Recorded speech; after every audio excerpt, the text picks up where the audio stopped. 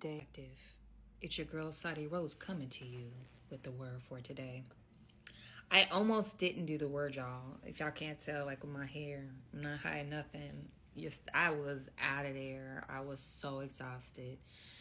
I'm not home. I am actually at the Mayo Clinic. For some of y'all who actually follow me on my words, I told you that I have maybe several autoimmune diseases, and when stuff happens to us, we sometimes wonder, well, why us? Especially when you've tried your best to be a good person, in that, and believe in God. And like, I just don't believe in God. I know God, and I know God's heart, and I feel God's heart. And as I have shared with all of you in previous messages, God has been guiding me to this point, telling me everything that I needed to know or need to know to be okay. So all praise to the Most High God for that. But all of this that has been happening to me, like everything that has ever happened to me to get to me this point, the good and the bad, the wonderful and the terrible, has made me come to this place where I realize that God is a frequency, is a consciousness that you need to tune into. That is not to undermine, understate the unconditional love and awesomeness of the Most High God, but that is to level set clearly what this life is all about. It's about going within yourself, not outside, turning to others to worship them as an outside speaker or, pastor or priest. Although they can give guidance and they can help. I'm not saying the church and all that is wrong, but I'm saying primarily our role is to turn within and to get to know ourselves and get to a place where we're establishing peace within our own temple. And that then bringing everything in alignment with that. And from that sovereignty, figuring out what really makes us happy. And then to commit to that, commit to whatever it is that makes us happy. Then to take the aligned action that comes along with that. And then surrendering to God, who oversees the overall design of it all, and trusting the process. Which brings us to the word of today. If you don't do anything, focus on what makes you happy. I had a conversation with my 16-year-old daughter, 17 now. She was talking about what she should pursue, in college or just in general in life. And she said, well, I want to make a good amount of money. I know that. So that's what I focus on. I said, no, baby.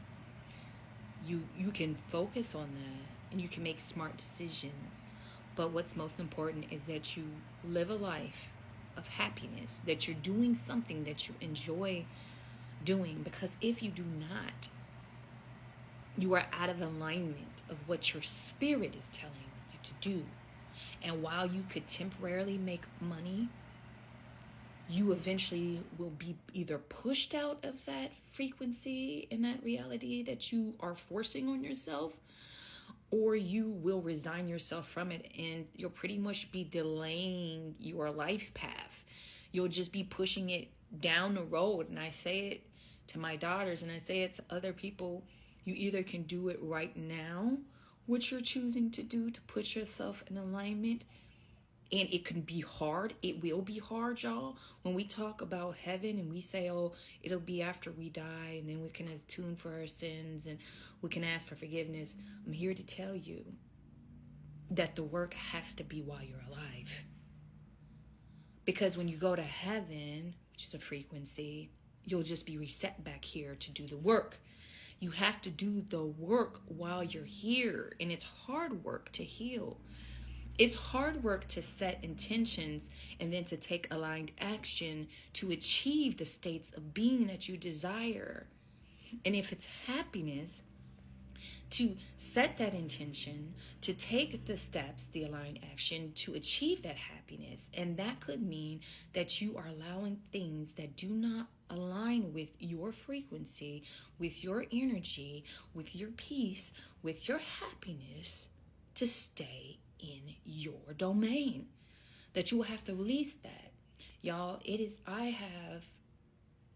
I will be vulnerable like I always am. My major area of vulnerability is that I love so much that when I, have new people, places, and things come in my life, I am very loyal. I'm a Leo too, so that makes it more heightened. But I get attached versus connected, And so one thing that I'm working on is detachment.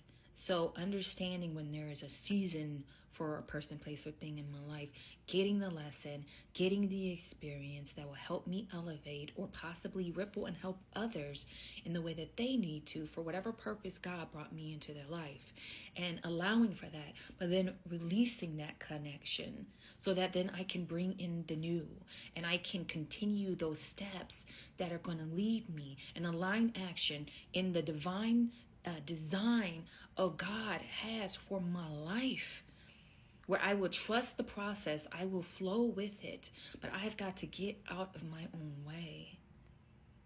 And that is what I'm working on right now, y'all. I'm working on getting out of my way. And I am working on the aligned action to get me to a point where I know I will be happy, with peace. And I know those things. I know the things that I want to be happy. I know I want a big home with a lot of land. I know that I want a family that's going to be completely abundant in terms of health and connection and love, in spirituality, in terms of consciousness is centered as part of our daily life, where meditation, and movement are part of it, and healthy relationships. As well as elevating what we know, not just about financial, even though that is a major component that I'm going to be pushing, is how do I share what I know? How do I learn and then share what I know about being wealthy with the people that I love and the people that I want to help, as well as how do I help people look at their life, their retirement and estates, and anything in terms of passing on wealth and transferring that so that the future generations will benefit, because we have got to get to a place where we have enough financial abundance, where we get to a place of where we have enough, a sufficiency, where we can grow our own food, where we can have enough wealth, or just enough to have what we need to thrive, right? Not just enough to kind of in this survival mode, but thrive. And then how we can start sharing that with others so that our communities continue to get built, because the healthier that people become, the healthier that the families will be, the healthier that the communities will become. And then that heaven on earth frequency that we are developing inside of us individually will start to come out externally as more of us as divine children of God come to this awareness. Internally will come to the external, which is what this is all about, y'all. This frequency upgrade that is happening. But it is very important that we have to choose to be happy, because a lot of times what I see is that people are conditioned to be in complacency, in defeat, because we have been conditioned. We have had this foot on our necks for generations upon generations, and it has been passed on the bloodline.